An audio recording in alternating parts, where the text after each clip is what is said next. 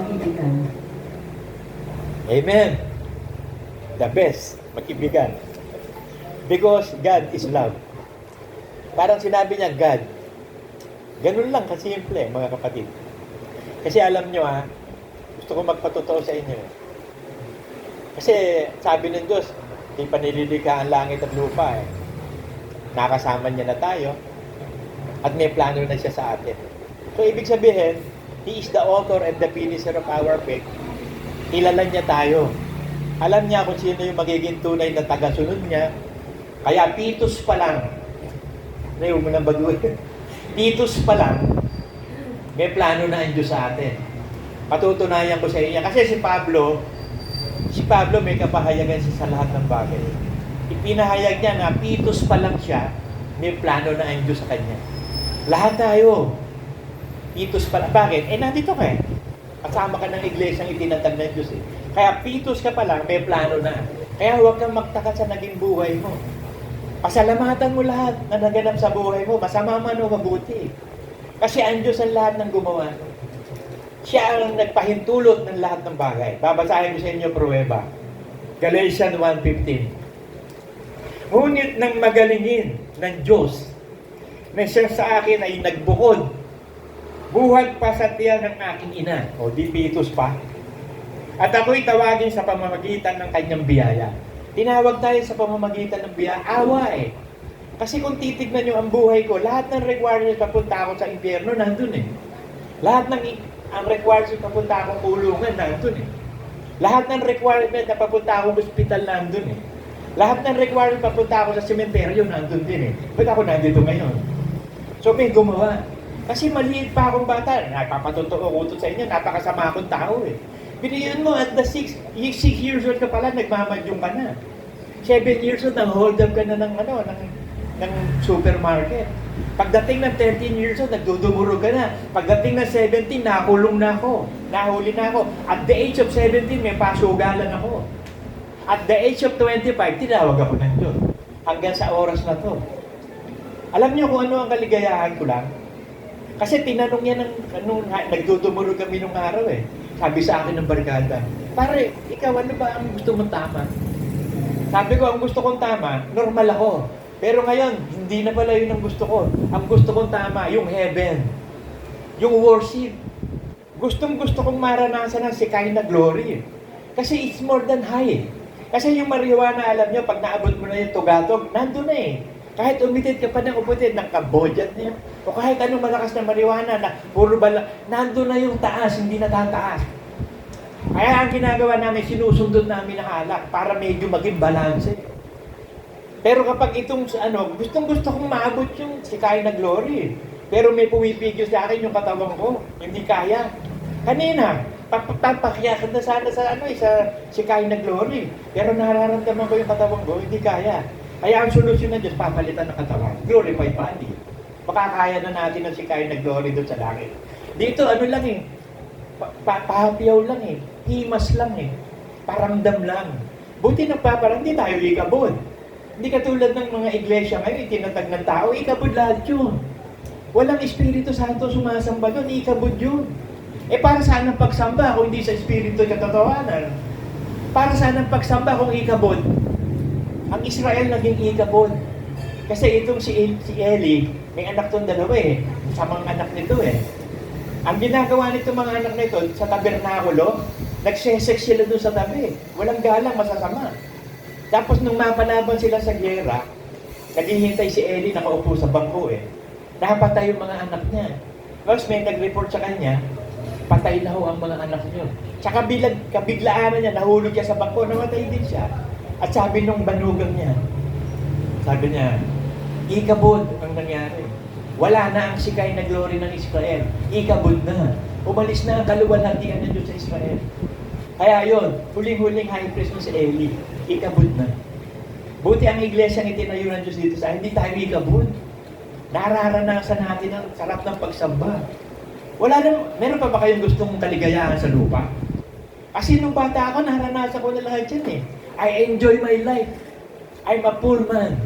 Naranasan ko lahat ng kawalangian. Ngayon, nandito na ako sa kalagayan ng nasa Diyos. Gusto ko na maranasan ang lahat ng kaligayahan. At isa yan sa pagsamba. Kaya hinahanap-hanap ng Diyos yung sasamba sa Espiritu at katotohanan.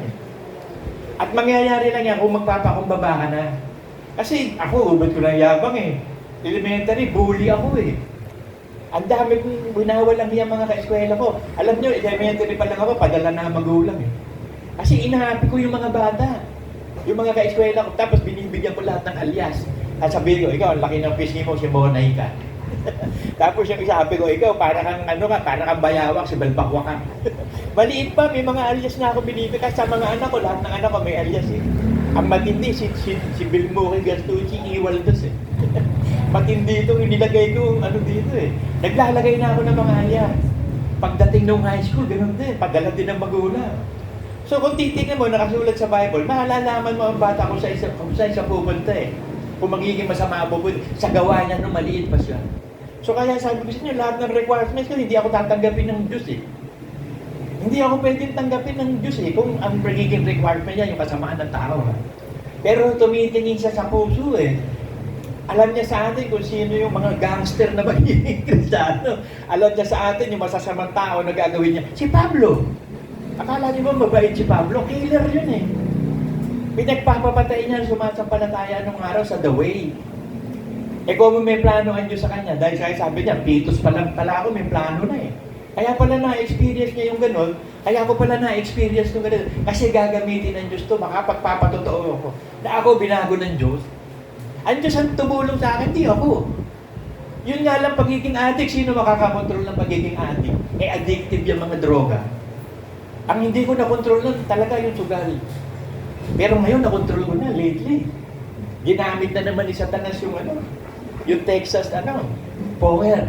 Dito sa Gcash. Tinesting ko isang beses, naglaro ako. Nanalo ako, pangalawa, nanalo na naman ako. Pangatlo, nanalo na naman. Naramdaman ko na ba? Iba na ito ba? Parametric nang nagaganap ba? Pinapapasok na ako ni Satanas na mag-enjoy na, nananalo na, nag-enjoy pa. Eko, bumabalik ako sa dating pagkatao, hindi pwede tulog. Tulungan mo ako ha. So mula ngayon, ipinagpapasyahan ko na, Panginoon, tulungan mo ako. Hindi na ako magpo-poker sa Gcash. Kailanman, hindi na. Hanggang ngayon, hindi na ako nag-poker. So nasa decision making mo yun sa pananampalataya mo. It is done unto you as you believe. Because of that faith, you are healed.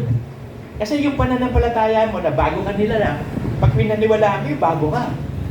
Eh bago na ako nila lang, ba't babalik ako sa dati? Babalik na naman ba ako doon sa puwerta? Sabi ni Nicodemo, babalik ba ako doon sa puwerta ng nanay ko para isilang akong balik? Eh babalik na ba tayo ulit sa dating pagkatao? O one way na lang tayo? Proceed. Press on to perfection ha? Kasi naranasan na natin lahat eh. Yung first 40 years mo, naranasan mo na rin ang pagiging walang niya eh. Babae ka man o lalaki, nagawa mo lahat ng gusto mo eh. Di ba? Si Moses, Prince of Egypt, yung first 40 years na prinsipe ng Egypt. Sige nga, ikaw ang prinsipe, nasa iyo lahat ng kayamanan ng tatay mo. Ano gagawin mo? Di ba lahat ng bisyo gagawin mo? Eh kami nga, wala akong pera, kaya natutuwa ako magsugal, wala akong pera eh. Hindi naman ako makahili ng pera sa nanay ko, wala na ibibigay ng nanay ko, mahirap din yun. Natuto ako magsugal. At natuto ako hindi masama dahil sa pagsusugal na yan. Kasi ang nangyari sa akin, inaapi ko ng malalaki eh. Halimbawa, mananalo ko, tatama ako, hindi ako binabayaran. Napuno, nagkaroon ako ng galit sa mundo doon. Bakit hindi ako binabayaran ito? Samantala ako, nagbabayad. So, tinatandaan ko yung mga mukha ng may atrasa sa isang araw, gagantihan ko man yun. Ganun ako. Hanggang sa tumagal ng tumagal, nasanay ako na nasanay sa sugal. Naranasan ko maraming pera. Nagsasabong ako, hindi ako kumukuha ng Kristo, ako din ang Kristo ko. Yung mga Kristo, yun yung namamagitan sa pusta. Halimbawa, pupusta ka sa meron, sa liyamado, sa dihado, hindi na ako kumukuha ng Kristo kasi babayaran mo pa yun eh. Sarili ko na Kristo ko. Ako na nakikristo sa sarili ko. Eh, natutunan ko yung sugal eh. May cycle talaga eh. Madala ko manalo sa sabong kasi nakita ko yung cycle. Kasi lahat ng bagay may cycle, mga kapatid. There is always time for everything. Winter, spring, summer, or fall. Yan ang 4 na season na gaganap sa buhay natin. Hindi naman laging summer, hindi naman laging winter, hindi naman laging fall. Hindi naman laging, yun ang buhay. Hindi naman laging umuulan, yung mga araw din eh. Kaya nga sabi ni Sampaguita, di ba? Sumisikat ang araw, tapos sa gabi, lulubog din yun. Babalik din siya sa gabi. Yung gabi, babalik din sa araw. So, cycle lang lahat ng bagay. Umiikot ang mundo ng 24 hours a day. 7 days in a week.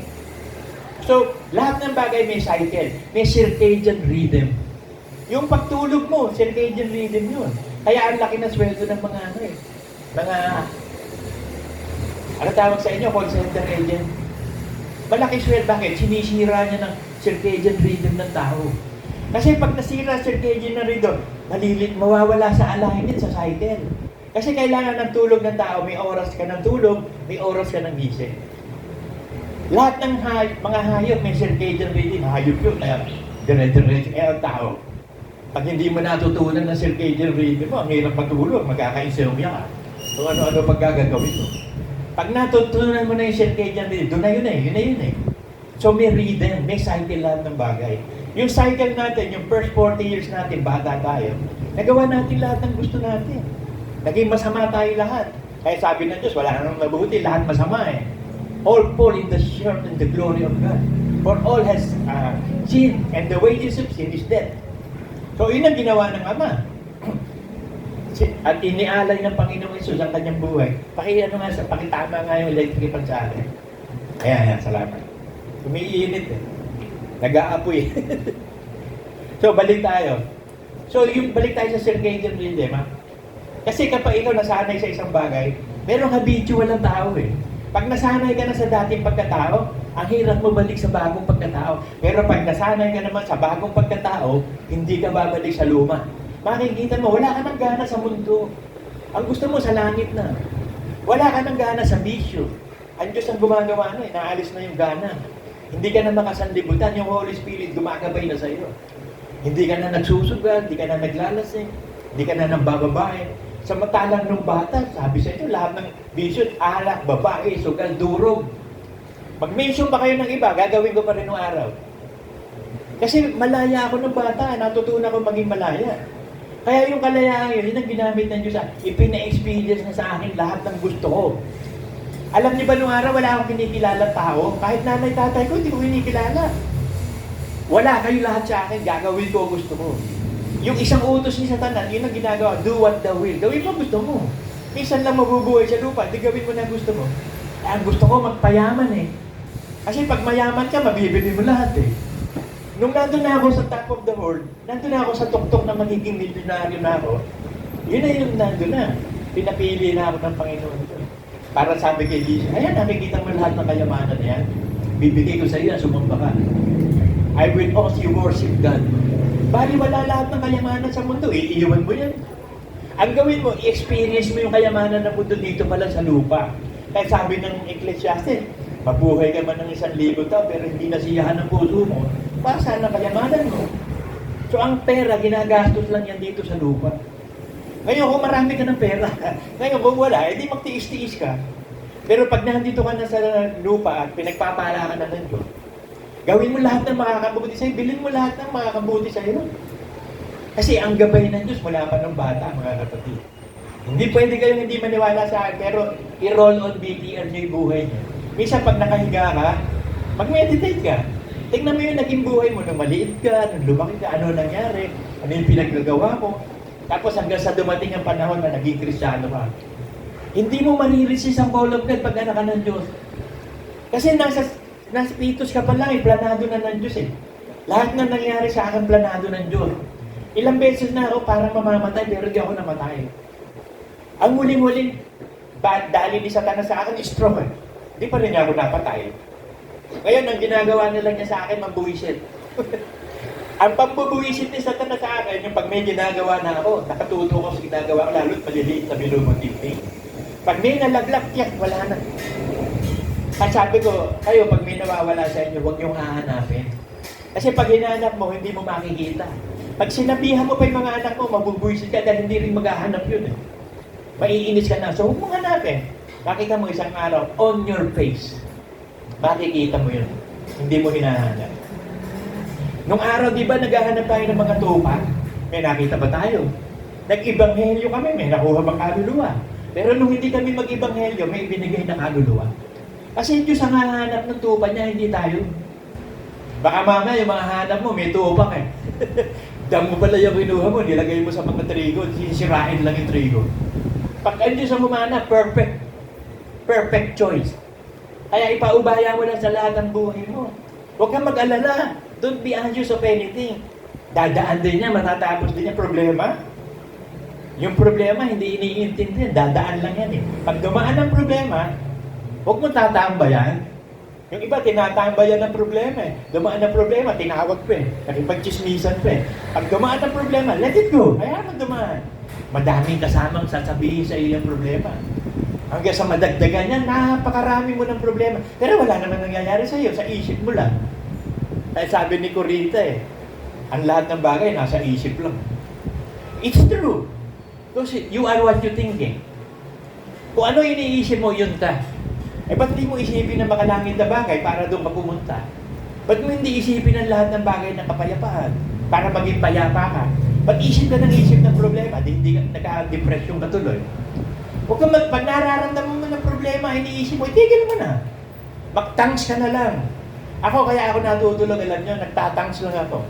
Kasi hindi ako natutulog eh. Kailangan ko pang uminom ng gamot para matulog. Kasi na-stroke ako, di ba? Nagka-depression yung utak ko eh. Eh, biro mo, ikaw sige yung magbarado utak mo. Tingnan natin, paralyze ka. Tingnan natin kung ano gagawin mo sa buhay mo. Pero sa awa ng Diyos, nabibigyan ako ng karunungan ng Diyos kung paano ko lalabanan lahat yan. I am fighting a good fight of faith. Siya nagsasabi ng gagawin mo eh. Magtanong ka lang, mag-meditate ka lang. Kasi ako, mini-meditate ko sa sarili ko, bakit gano'n? Wala naman sa isip ko maging Kristiyano. Wala naman sa isip ko lumapit sa Diyos. Ba't ako ngayon nasa Diyos? So, hindi ako ito. Ayoko nga nun eh. So, ang Diyos ang gumawa nito. Binigyan niya ako ng bagong pagkatao. Yun ang gusto ko ngayon. Ayoko na ng luma. Luma, sawa-sawa na ako sa luma eh. Puro walang kakwenta-kwenta ay binibigay nun. Eh ngayon bago nilalang na tayo, gawin na natin ang magsaganang pagsunod sa Diyos. Magpakaligay. Delight in the Lord and He will give the desires of your life. Hindi ka mawawala ng pera. Pag nag-iika po ng dukat sumusunod ka Diyos, hindi ka mawawala ng pera. Masagana ng masagana. Sabi na Diyos, yung meron na, bibigyan pa. Pero yung nag-aakala meron siya, aalisin pa sa kanya. So ang gagawin mo lang, magpakabanal-banal ka. Sumunod ka sa lahat ng plano ng Diyos, sa kalooban kasi siya ang nagpapahintulot ng lahat ng bagay. Madalas lumarinig man minsan sa mga millennium eh. Help me universe, do it universe. Ang hahangal. Ano gagawin ng universe? Eh nilikha lang ng Diyos yun. Ang dami mga, mga philosopher ginagamit ng universe. If the universe is in you, you are with God.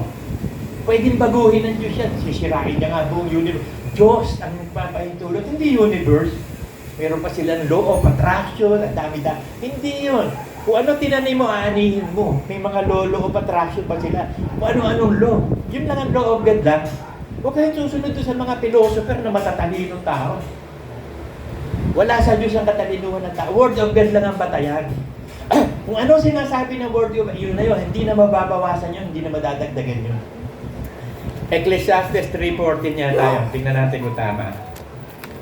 Sana tama.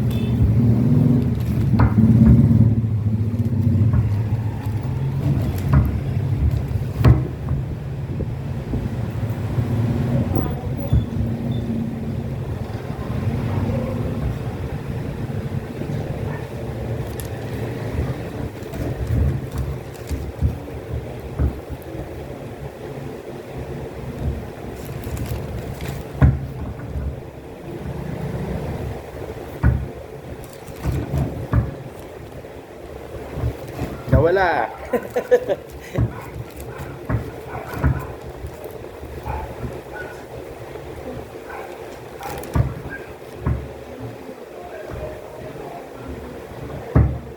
Ay, hindi pala.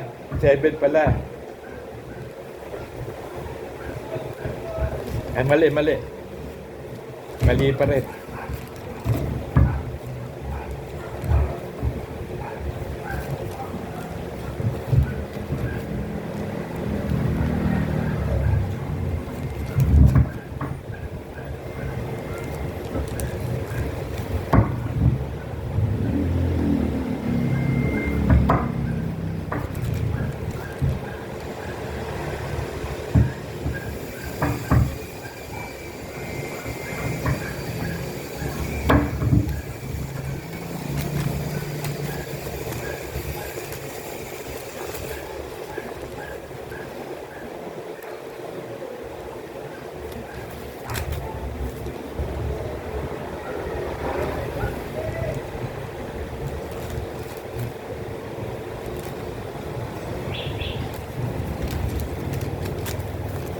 Para nalaglag na nawawala. Ang galing mo, Taning. Nadali mo ko.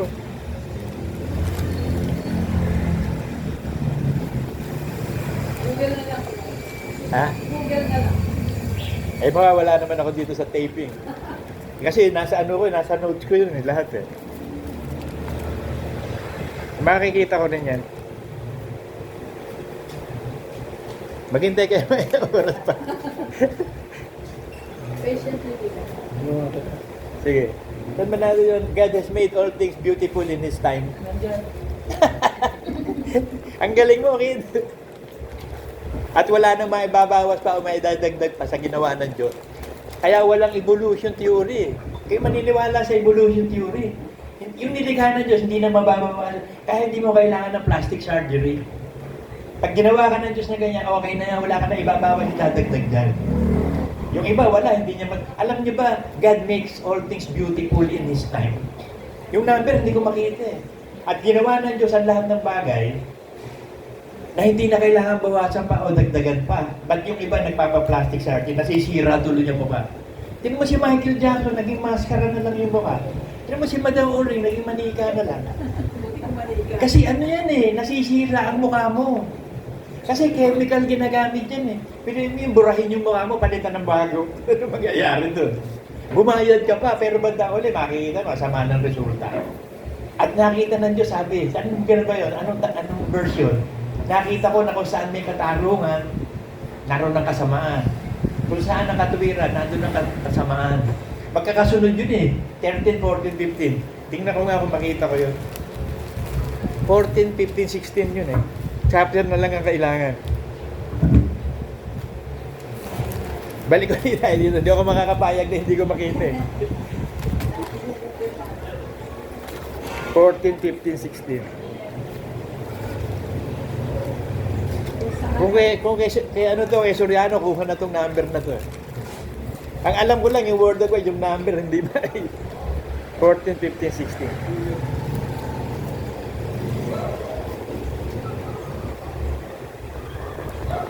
Ito, tama. 3 pala, chapter 3. Verse 13, 14, 15. Basahin ko Ang bawat tao rin naman ay nararapat kumain at uminom at nagagalak sa kabutihan lahat ng gawa niyang sa loob ng Diyos. Naalala ko na anumang ginawa ng Diyos, walang bagay na maidadagdag o anumang bagay na maaalis. At ginawa ng Diyos upang ang tao ay matakot sa harap niya. Pero mo, hindi natatakot ang tao. Tinan mo, si Madam Oro, nakita mo, di ba? Maganda na, magpapagat. Bakit ang dami pera eh? Nakita mo, parang naging loro yung mukha eh. Si Michael Jackson, parang maskara na yung mukha niya. Wala na yung God-given gift na ginawa sa kanya. Wala na yung ginawa na, wala nga maidadagdag o maibabawas eh. At ang bawat, ang nangyari sa nagdaan sa nangyari na, ay nangyayari na at nangyayari pa rin at hinahanap uli ng Diyos yung nakaraan na. So, nung maging Kristiyano tayo, asipag-sipag mo, di ba? Gustong-gusto mo sumamba, gustong-gusto mo magbasa ng Bible. Eh, ba't ngayon tamad na tamad ka na? Hinahanap ng Diyos yun. Yung apoy ng Espiritu nasa iyo. Ibalik mo. Bumalik ka sa una mong pag-ibig. Teka, hanapin natin yung God makes beautiful in His time.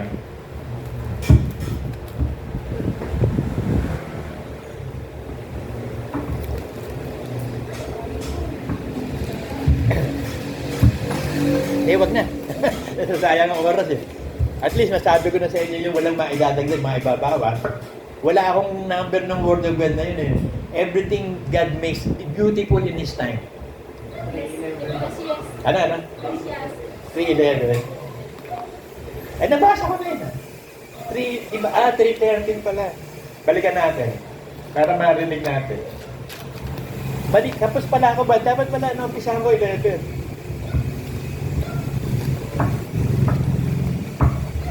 Basahin natin yun, ha? Ginawa niya ang bawat bagay na maganda sa kapanahunan niya. Oh, God has made beautiful in His time. Kasi yung anak ni Peter, sabi ko, ayan ang trademark ng Umali Cruz, malapad ang ilong na matangos. Pero hindi mo na kailangan baguhin niya kasi bagay. Tingnan mo ilong ko, matangos din malapad, pero bagay sa akin. Bakit? God made things all beautiful in His time. Yan ang pagkakalikha sa iyo, tanggapin mo yan. Bagay sa iyo yan. Eh yung apo ko, sabi ko, ang lakas ng dugo ng Umali, no? Ang lapad ng ilong, ang tangos. Ganon din si Jan, patangos sa malapad. Si Jembo lang, si Peter, sabamin niya siguro. Ay ko, ang lakas ng dugo ng Umali, no? Kasi si Pierre ang pangalan ng anak ni Peter eh. Makikita mo ang poging bata, bagay na bagay, pero pag chinek mo ang lapad ng ilong, matangos. Sabi ko, yan ang trademark. Yan ang tanda ng Umali Cruz family. Malapad na ilong na matangos, pero bagay naman, nakita nyo. Ginawa ng Diyos siya bagay. So, hindi mo kailangan mag-plastic surgery, gusto mong patangusin yan. Magiging katulad ka lang ni Michael Jackson, tsaka ni Madam Ori. Yan na yan eh. Yan ang pagkakaliga. Kaya walang evolution theory. Okay maniniwala na nanggaling sa unggoy. Eh, ba't may unggoy pa? Sana wala ng unggoy. Kasi evolution theory na eh. Nag-evolve na eh. Tao na eh. Ay, ba't may unggoy pa kung nanggaling tayo sa unggoy? Di sana wala ng unggoy, puro tao na lang lahat. Yung one-celled animal daw, nagsimula sa one-cell, naging 2. Kaya binata yung computer doon, diba? 2, 4, 8, 16, 32. Diba? Tinan mo yung mga pixels ng gamit ng computer, mga bytes. Galing din doon sa double-double na yun. So walang evolution theory, maling-mali yun si Darwin eh. Wala nga ibabawas. Nung nilikha ng Diyos ang unggoy na yun. Hindi mo na pwedeng baguhin yun. Yung nilikha ng Diyos na ipis na yun. Hindi pwedeng maging dragon yun. Yung dragon na yun. So nilikha ng Diyos yan para ang tao matakot sa kanya. At kasi kung magpapa-plastic sa internet ka, nakita ko yung sinasalaksak yung leeg. Yung taba nung leeg, inaalis. Kung salaksakin, bahala mo, bago eh. Kung makikita mo lang yan, magpapaganyan ka pa ba? Kaya magambaga pagkatapos, di ba? Nawala lang naman yung matabang leeg. Tapos kakain na naman, nakakain, taba na naman. Mas mataba pa sa dati. Para saan yung pera? Useless, di ba? Ang daming katangahan ng tao. Ang daming kabubuhan ng tao. Eh tayo, binigyan tayo ng karunungan ng Diyos. Kung paano natin gagamitin ang pera natin. Ang lahat ng pera gagawin natin is in the glory of God. In anything that you do, it in the glory of God. Kaya nga madalas kong sabihin sa inyo na ito mga huling araw, pag may pera kayo, gastusin nyo na eh. Kasi magra-rapture na eh. Kung may lupa kayo, benta nyo na nga eh. Di ba ganyan na nangyari sa Israel yung araw? Alam nila, nagbentahan ng lupa, inialay nila sa paanan ng apostol. Eh, hindi pa yun ang time ng pagbaba ng Panginoon. Kasi kapag nakakilala ka ng Diyos, the Lord is my, I shall not want eh. Kontento ka na sa buhay mo. Ewan ko sa inyo rito, kung kontento na ba kayo sa buhay nyo? Yung iba kasi gusto pa maranasan nyo maging teenagers yan. Ba't hindi mo ginawa ng teenager ka? Eh, lumipas na eh. Hindi ka na makakapasok ulit sa puwerta ng nanay mo. Hindi ka na makakabalik doon. Tapos na yung time na sa iyo eh. The time allotted for you is finished na. First 40 years lang tayo dito sa mundo. At iyan ay kaloob ng Diyos. Ecclesiastes 3. Tingnan natin kung tama.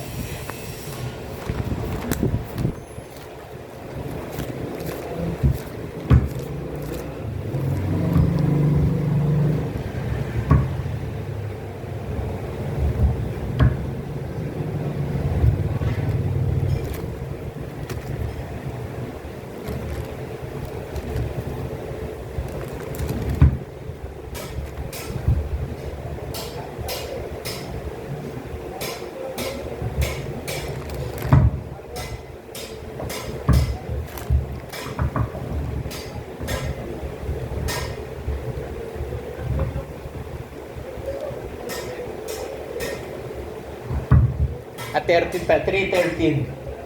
At bawat tao rin naman ay marapat kumain at uminom at magalak sa kabutihan ng lahat na iyang gawa. Ito'y kaloob ng Diyos. It is a gift of God. Kaya sabi ng Diyos nabuhay ka naman ng tagal-tagal, hindi ka naman nasiyahan sa buhay mo. Para saan pa yung buhay mo? Kaya nga may first 40 years tayo ginamit mo sana. Kaso hindi alam ng tao yun Ngayon ko lang nare-realize din yung tama pala yun, pagkakagay ng Diyos sa akin. Naging masama ako ng bata, naging durugista ako. Nagpapasalamat ako sa Diyos, naging masama ako ng bata. At naging durugista ako. Kung hindi nangyari, hindi ako mapupunta rito. Hindi ako magiging Kristiyano. Yun ang daang pinadaan ng Diyos sa akin Kaya huwag niyo sisihin na naganap sa buhay niyo. Perfect yan. Successful kayo. Hindi kayo nabigo. Kung ano ba nangyari sa buhay niyo, hindi ka nabigo. Bakit? Nasa Diyos ka The Lord is your shepherd, you shall not want. Tapos na paghahanap Natagpuan ko na hinahanap kong matagal na. Hanap ako ng hanap sa hinahanap ko. Hindi ko na mamalaman ano hinahanap ko. Nung matagpuan ko, yun pala. So nung hindi ko hanapin, natagpuan ko. Kasi hanap nga ako ng hanap Kaya tinatanong ko nga, kahit nga yung girlfriend ko, sabi ko, break muna tayo O bakit? Ewan ko, pero break muna tayo. Ewan ko, may hinahanap ako, hindi ko natagpuan sa iyo. Ewan ko, may hinahanap ako Nung malaman ko na, nung naging Kristiyano na ako. Yung pala yung hinahanap ko, buhay Kristiyano. May Diyos pala. Yung pala yung buhay ko, may Diyos ako. Kasi nasa iyo lahat ng kayamanan. Nasa iyo lahat ng magpupunta ka sa impyerno, what's the use? Kaya I'm on the top of the world. Nasa assessor na ako. First 3 months pa lang, nakatiro na ako 50,000. Sabi ko, eto na yung gustong-gusto ko magpayaman. Nung nandun na ako sa pinnacle, nandun na ako sa top of the world, ayun na nga, yung katulad ng tukso ni Satanas kay Jesus, kasi ba una, pagkain. Nanalo ba? Kasi basic needs ng tao, pagkain tapos kapangyarihan, tapos safety, taken care of God, di ba? Tumalong ka na dyan, sasaluhin ka naman ng anghel Di ba? Do not test the Lord your God. Ayan yung kayamanan bibigay ko. I will only worship God. It is written, ang naging basis ni Jesus Christ, Word of God. Siya na yung Word of God, ang basis pa niya, Word of God. Isinulat ni David. Yung lahat ng kalooban ng Diyos.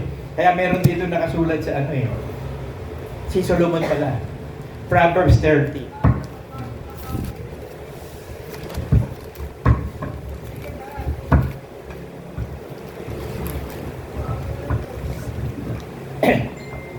Proverbs 38:9.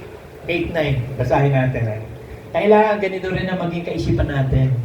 Kasi this is the mind of God Kasi yung katwiran natin, ako nung araw hindi mo ko mapapa-oo sa iyo Tiwalang-tiwala ako sa sarili ko. Believe na believe ako sa sarili ko. Yabang ko nga Hindi ko kailangan ng Diyos. Hindi ko kailangan manalangin. Kaya ko lahat. Nung nga ibaksak na ako ng Diyos, wala pala akong kaya. Ay, Diyos lang. So, natutunan na ito. Kailangan matutunan natin ito. Proverbs 38:9. Ilayo mo sa akin ang walang kabuluhan at ang mga kasinungalingan. Huwag mo akong bigyan ng kahit karalitaan o kayamanan man. Gusto ba ng Diyos? Kung gusto kang payamanin ng Diyos, may plano. Pero kung gusto mo magpayaman, pagdating doon sa pinnacle na mayayaman ka na, sa Diyos ka pa rin pupunta. Kung anak ka ng Diyos. Kasi nandun na ako sa pinnacle, I'm the top of the world. I'm on the top of the world, mama. Nandun na ako Kita ko na yung lahat ng kayamanan Ang huling-huling plano ko doon, alam nyo, gigipitin ko yung boss namin doon Every month, magbibigay sa akin ng pinaka-upa sa lahat ng mga pinagagawa nilang korupsyon. Pag hindi, todas ka. Yun ang plano ko. Hanggang sa iyo, tinawag na ako ng Diyos doon. Nung sabihin ko kay Manuel na magre-resign na ako, ayoko na dito sa impyerno. Sumama na si Manuel sa akin, nag-resign na Alam niyo, nung mag-resign kami, wala ako nakuha kay Chico. May utang pa. Si Manuel, alam mo, nakuha 500. Dapat naipon na yun di ba? Dami-dami Ako may utang pa Sabi sa akin ni dun Sabi nung nandun sa GSI, huwag mo na ituloy. Yung pagre-resign mo, magbabayad ka pa. Kung bakit? Eto, may utang ka Yung calamity loan mo, hindi mo binayaran. May utang ka pa. Hindi ko tinuloy na yun. Kaya nakapending yun dun yung Sana hindi ako ginamit doon. Kasi pwedeng gamitin yung record ko doon na magaling-galing sa korupsyon. Yung may criminal mind doon, kung ako tana doon, gagamitin ko yun Criminal mind ako Maliit pa ako, criminal mind ako. Kaya nga gusto ko magpulis eh. Kasi criminal mind ako eh. Nung magiging pulis na ako, nagkaroon ako ng option. Kasi yung chief of police na kaita, si Felix, tatay nun yung ka-eskwela ko eh, sa engineering. Ay ko, papasok mo ako sa airport mo. Sabi niya, sa Maynila. Oo, sa Eagles ka doon, sa mga ano, sa Maynila ka magpupulis. Oo, kahit saan, basta magpupulis ako. Kompleto ko sa requirements eh. 2 pasado ko ng civil service professional, civil service, at saka police officer 3. Graduate pa ako ng 5 years course. Sabi ko, pagpasok ko dyan, official ka agad ako. Eh, plano ko naman, hindi, bubuo ako ng sindikato doon sa Maynila. Wala kaming gagawin kundi gumawa ng lagim doon. Yun ang plano ko lahat. Pero nagkaroon ako ng option, pinapili ako ng barkada ng kuya ko sa MMDA. Malakas yun, hawak ng lahat ng mga mayor sa MMDA sa Metro Manila. Pinapili ako. Sabi mo gusto pumasok? Ako, ano ba pagpipilian? Eto, sa engineering o kaya sa assessor. Sabi ko, assessor na lang. Engineering, ano pa yan? Napahirapan pa yan eh. Kaya kinakal lang, pasado ka sa ano. Hindi naman ako pasado eh. Walang ano eh, walang board exam ang IME. Ewan ko. Kasi yung IME, alam mo, lahat ng subject nandun eh. Kung bibigyan mo niyo ng board exam, ako, napakaraming i-exam. May accounting nga kami eh. May political science pa kami. O hindi yun na. Sabi ko, sa assessor na lang. O hindi nakapasok ako ng assessor. 3 buwan kong pinag-aralan kung paano magkakapera. Tanong ako ng tanong doon, yung mga magagaling sa korupsyon. Hindi nyo nila alam, mahanap lang ako ng puntos. Eh di nabuo ko na yung investigasyon ko. Ayun, pwede na tumira. Tumira na ako. Isang beses lang ako nakatira, di na naulit. Naging Kristiyano na ako. Sabi nga ni Baby, sana nagmilyonaryo ka muna eh. Gago ka nag-resign. Sabi ko, pag nagmilyonaryo ako noon, hindi na kita magiging asawa. Tiyak, dedo ako. Ayos na yan, mas mayaman tayo, no? Pag-aari ng Diyos, pag-aari natin eh. Konting-konting tiisan na, hindi tayo pababayaan na yun. Hanggang sa namatay siya, pinabayaan ba kami? Nakapag-aral pa nga anak ko sa mga private school nung bata eh. Kasi ang pananaw ko, kapag bata ang anak mo, hindi kailangan private school. Kasi ang private school, disiplinado ang mga teacher. Pag public, walang disiplina, kawawa anak mo yan. Pero pagdating ng high school, kailangan public, maranasan nila ang kabulukan ng publiko. Kaya planado, pagdating ng college, sabi ko, wala akong maibibigay, 2 years course lang. At least graduate ka, magagamit mo yan. Hindi naman, pag nagtrabaho ka, hindi mo naman magagamitin ang pag-aralan mo eh. Ang gagamitin mo yung common sense mo. At makikita yan ng mga boss mo, matalino ka pala. Ang lakas ng common sense mo, ilalagay ka sa ano, sa administration. Katulad ni Daniel. Kaya ang daming trabaho ni Daniel, nakita ang galing ni Daniel. O di ilalagay na siya sa ano, sa BAW. Building Administrator Officer na ng Megaport. Pero dadaan muna siya sa supervisor. Kasi may protocol may step na dadaanan. Hindi pwedeng doon katulad ng Kristiyano. Hindi naman antimano sa langit eh. Mayroong proseso pagiging Kristiyano. At ang proseso ngayon dapat nasanayin na tayo. At kung nasanayin na tayo, dapat magpakumbaba ka na sa Diyos. Kasi yan ang ginawa ko eh. Hindi na yung talino ko, hindi yung karunungan ko. Yung talino ng karunungan ng Diyos. Suko na ako, Lord. Kasi in-stroke niya ako baksak ako talaga eh. Hindi pala kaya eh. Kaya sabi dun sa James 4:6 ba? Sana tama.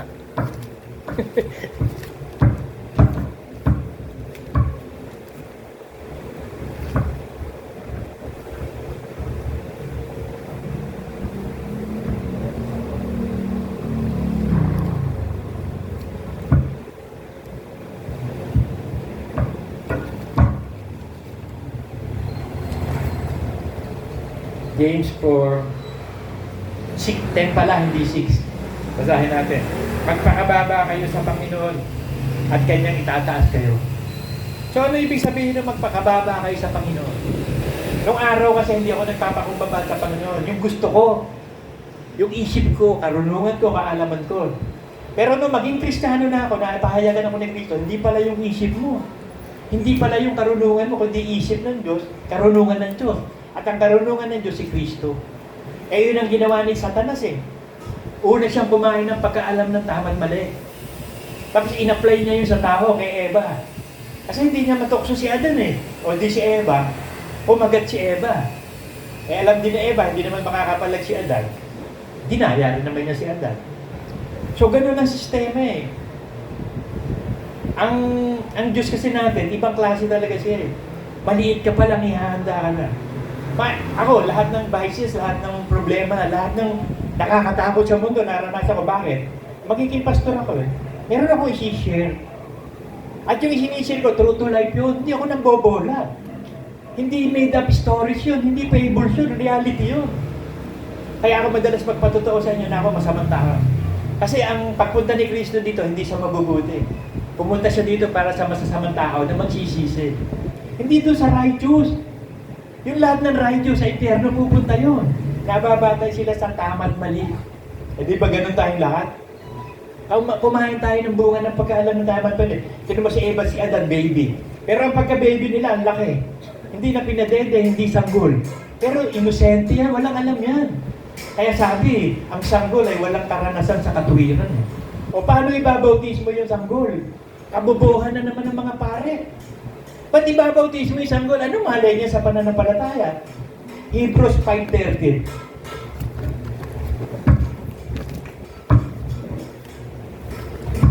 Sana tama.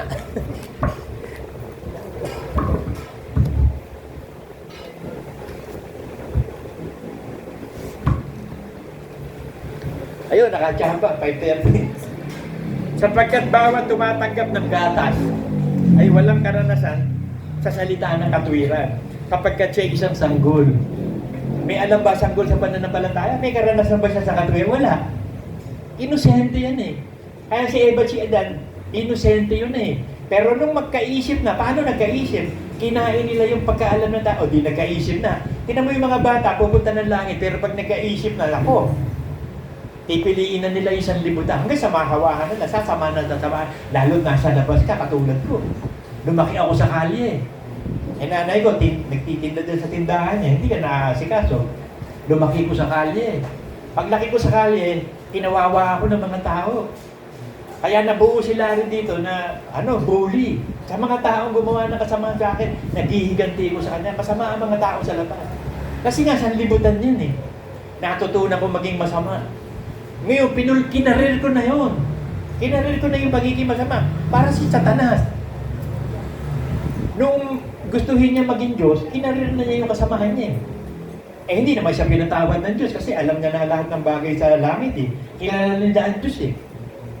Sapol nung likhain sila, kilala nila, alam nila ang pagka-Diyos eh. Kaya hindi pwedeng patawarin ng anghel. Ang pinatatawad lang tayo.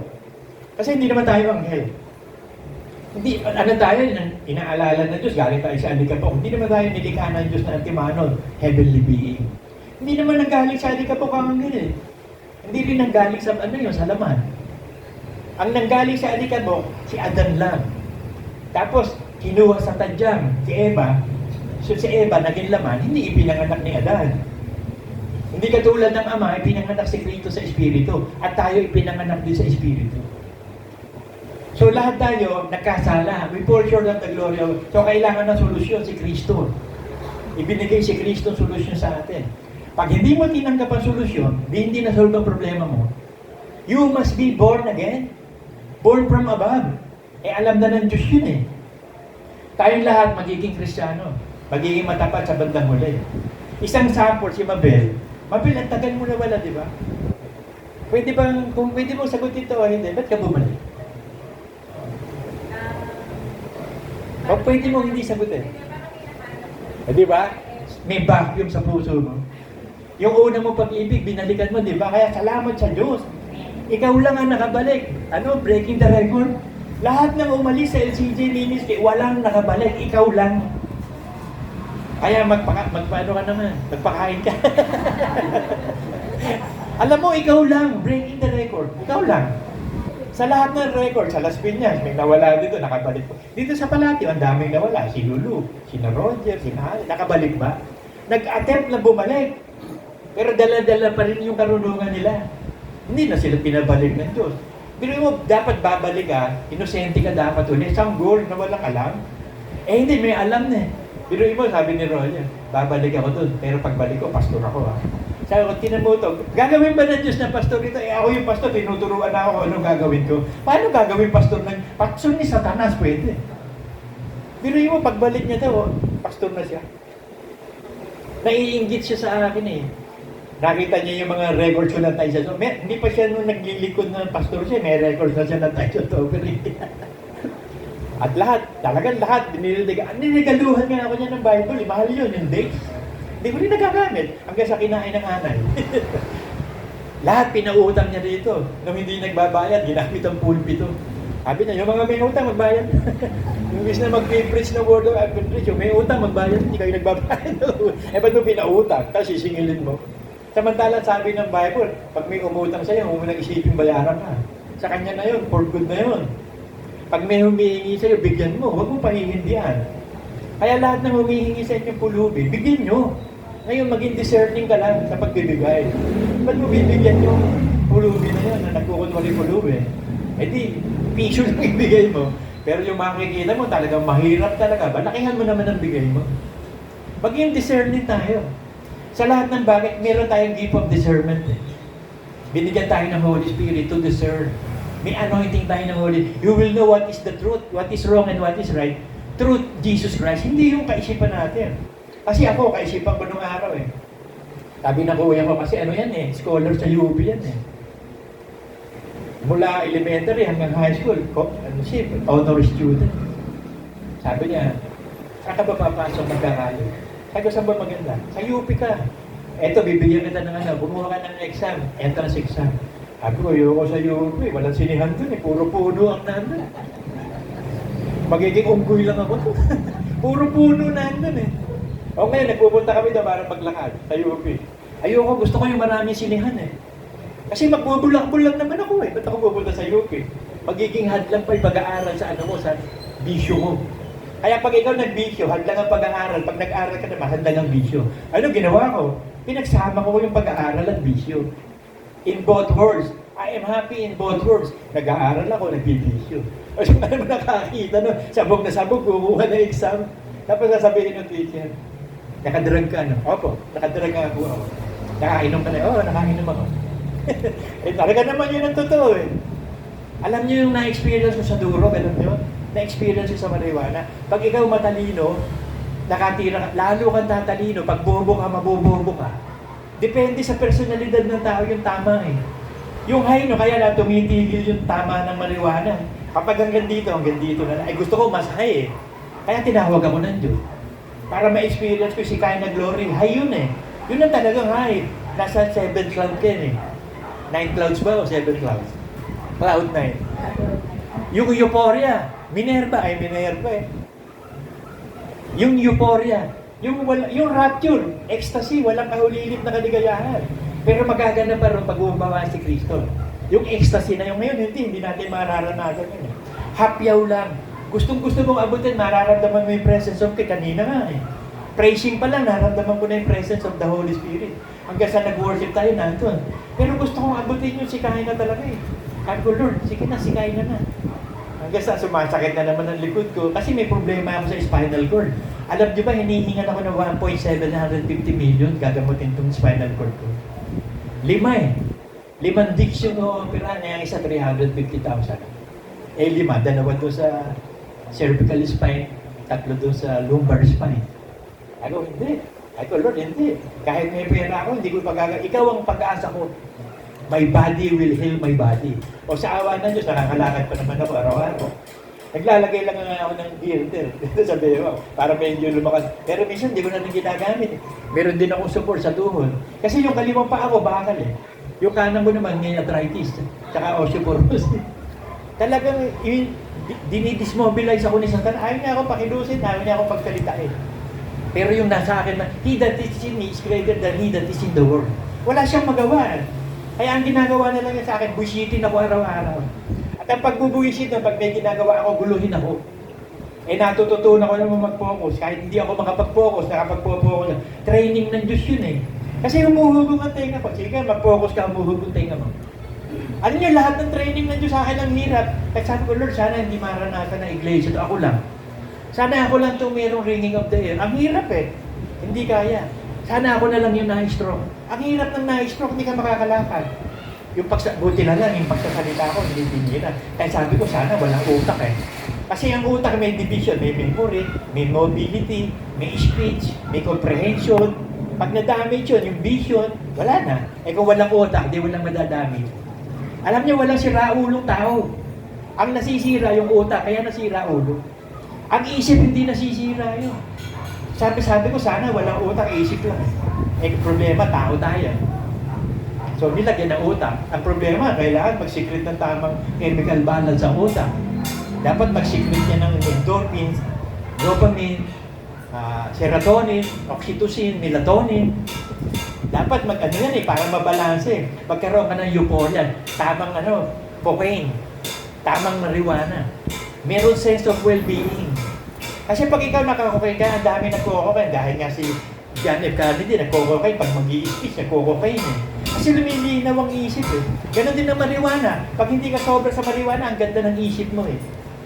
Kasi yung CBD, yung THD, hindi dapat nandun yung, yung high eh. Yung CBD lang ang mabuti. Kaya nga merong medical marijuana, hiniwalay nila yung CBD doon sa nagkaka-high.